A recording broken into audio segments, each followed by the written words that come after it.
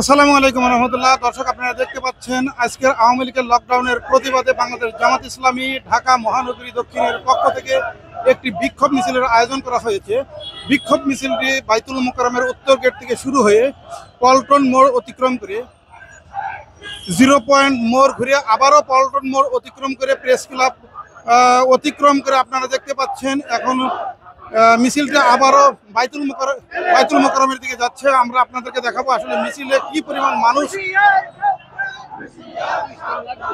জড়ো হয়েছে। আমরা আজকে আপনাদেরকে দেখাবো এই মিছিলে কি পরিমাণ মানুষ জড়ো হয়েছে। আপনারা দেখতে পাচ্ছেন দর্শক, এখানে দলমত নির্বিশেষে সবাই এসেছেন আওয়ামী লীগের এই জ্বালা পোড়াও ফ্যাসিবাদের প্রতিবাদে রাজপথে নেমে এসেছে। আপনারা দেখতে পাচ্ছেন দর্শক, আমরা ঢাকা শহরে ঘুরলাম বেশ কিছু এরিয়ায়, কোনো জায়গায় কোনো আওয়ামী লীগের অস্তিত্ব আমরা খুঁজে পেলাম না এবং অনেকেই প্রশ্ন করলাম যারা সিএনজি এবং রিক্সা চালায় তারা কোনো আওয়ামী লীগকে দেখেছে কিনা, তারাও কোনো সদুত্তর দিতে পারেনি। দর্শক, যারা ভিডিওটি দেখলেন তাদেরকে অসংখ্য ধন্যবাদ। আসসালামু আলাইকুম রহমতুল্লাহ।